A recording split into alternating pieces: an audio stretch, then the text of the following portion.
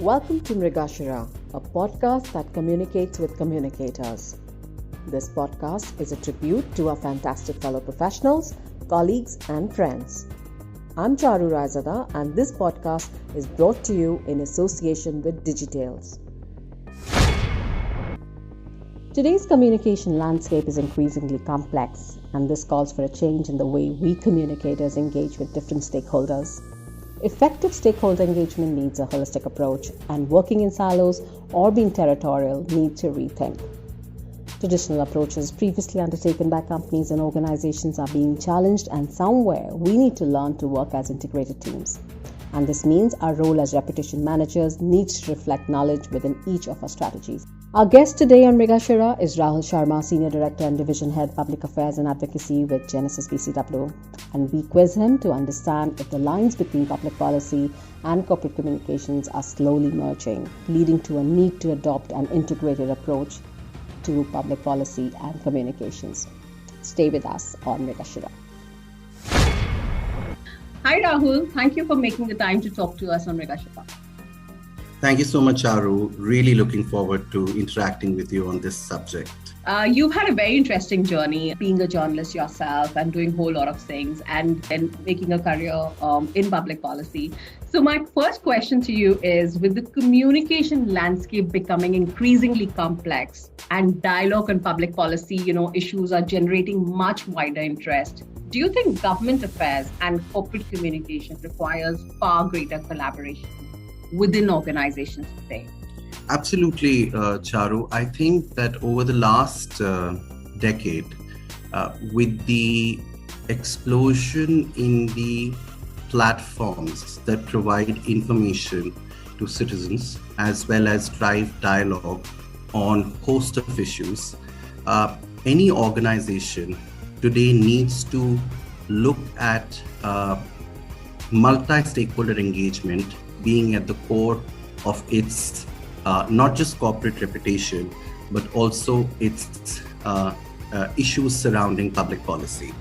And that's something that has changed. And today there are quite a few organizations who understand the importance of it. Earlier, most of the government relations functions typically would be driving the issues on policy, and most of it was behind closed doors. But one big change that we have seen is that over the years, the government has also become much more open in its conversation.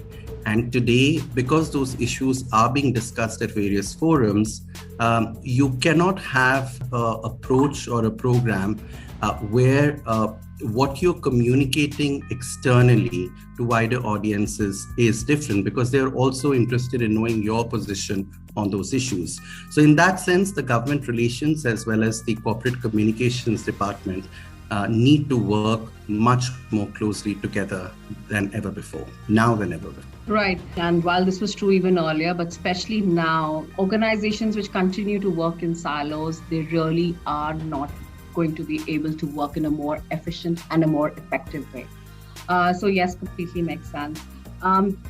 As an industry, we've been talking about integrated communications for the last few years. And as we continue to battle with the uncertainties around us, somewhere we need to sit up and question the ways of working.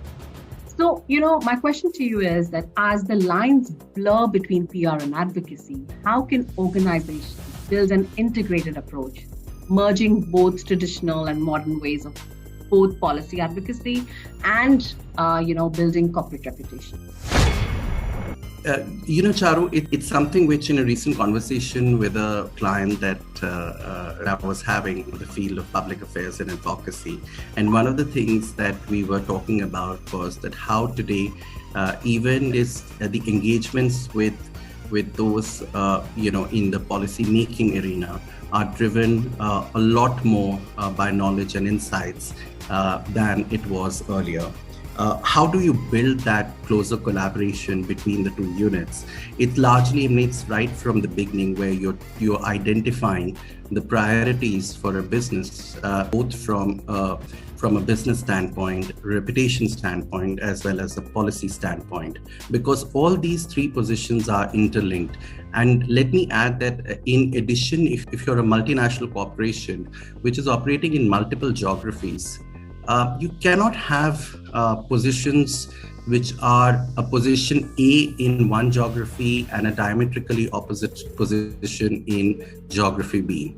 So how do you ensure that your organization is being seen as authentic and credible is only through a closer collaboration.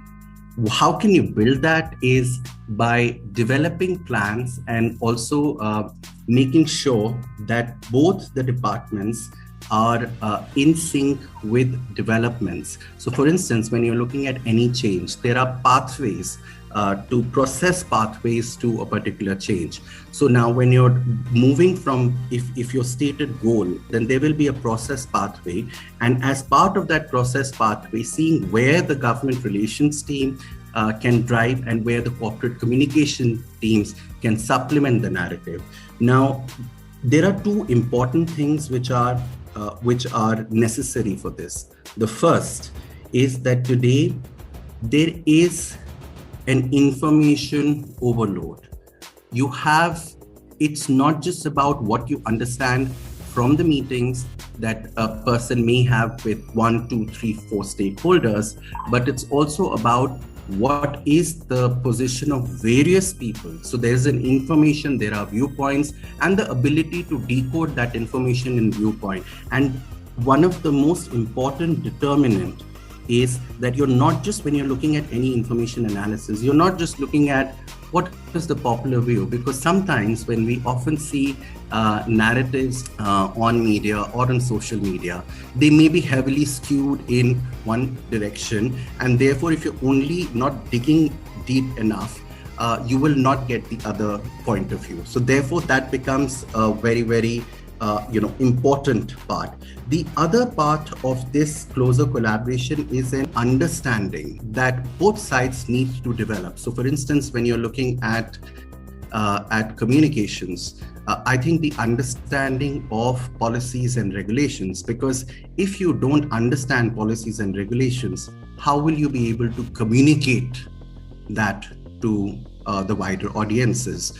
And some of it is not just the top level developments, but actually going through some of those regulations in detail and thinking about how does it impact the business. And for the government relations, aspect, to look at what is it, how can I use some of those, narratives, as well as how can I communicate more effectively?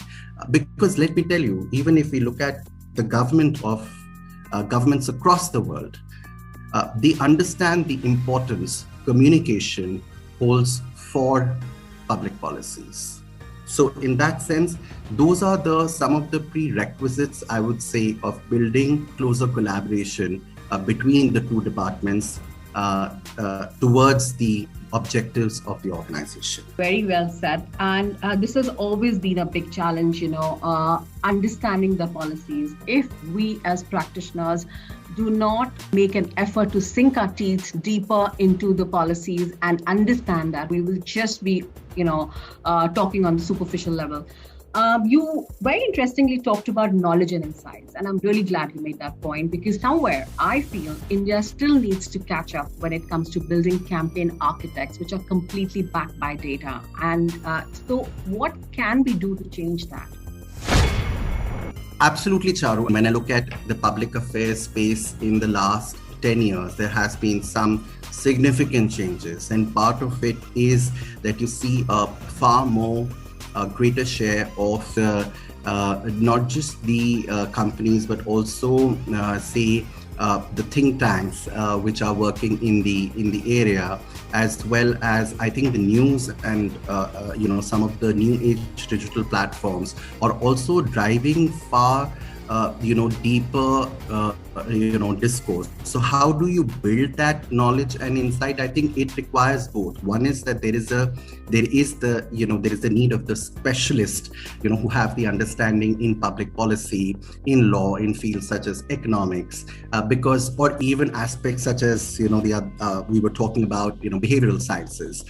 So I think understanding of these domains is something that is beneficial, because that's the foundation on which you're going to do communication. And then the second part is, as you rightly pointed out, that there is a need for even the senior professionals in the communications space to invest in understanding and building that knowledge, because it has become very complex. So if you look at the kind of discourse that is happening today, so you have to read and read and read, and that will be the big demand. Because otherwise, as senior professionals, how will you mentor the younger professionals? And on the government relations side, it is to understand, again, what is the discourse that is happening at different platforms. And I just want to add one more point, that somewhere it's important that when you're looking at any campaign, so in that sense, that campaign approach is perhaps needed more for any organization today, whether you're a government organization or you're a private sector organization or you're a multinational or you're a non-profit. And what's very important in all of this is authentic communication, because let's not forget that each stakeholder has a role in that process, and that stakeholder has to be, you have to find that credible and authentic partners. So for example, an organization cannot be a think tank, because it is not the if it tries to be the think tank, it is not authentic, right? A think tank has a separate. So in that sense, being authentic and credible, and I think even Charu, to your point, that knowledge, I think even governments recognize it, which is why if you see that they are looking at ideas and knowledge and evidence from different stakeholders towards the point that they make. So I would say that the dialogue is definitely becoming richer, and it will become more, you will need more knowledge and insights, because that's the only way it can create public policies that are for the larger good and for the larger number of people. So absolutely necessary. Yeah.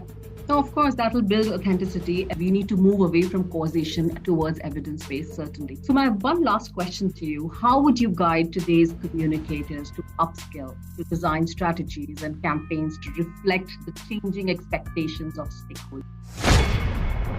So I would say three things. The first is read.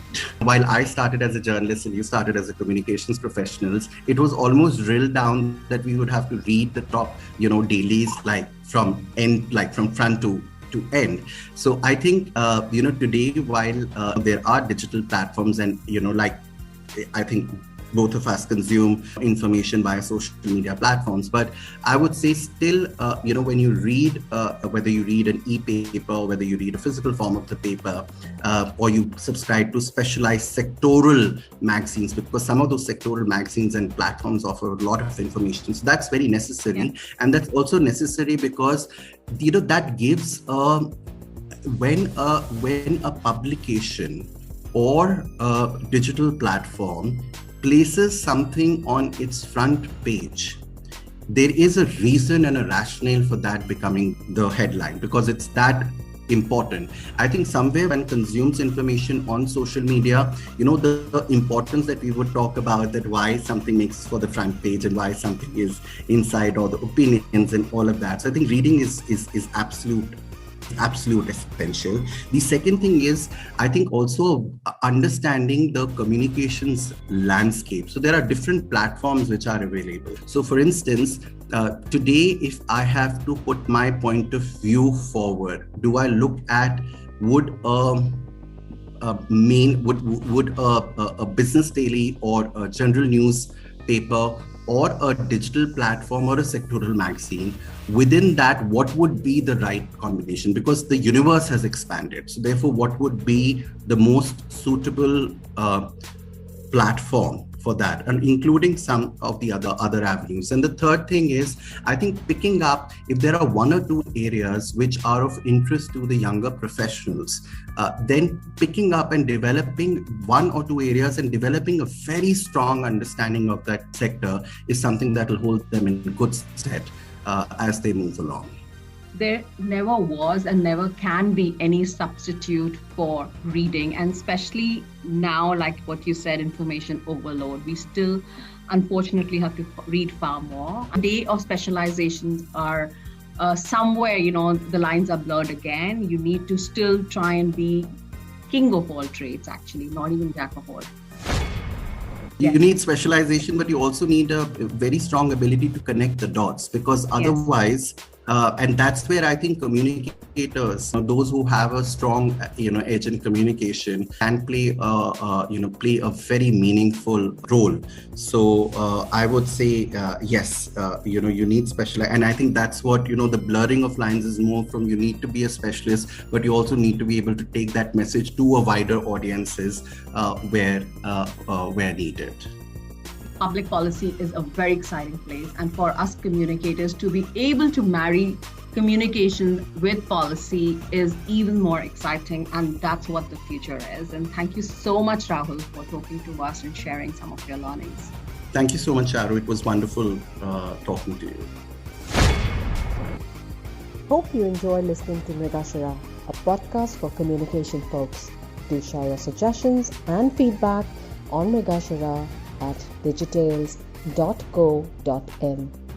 Have a great week ahead, and do not forget to tune in next week. Adios.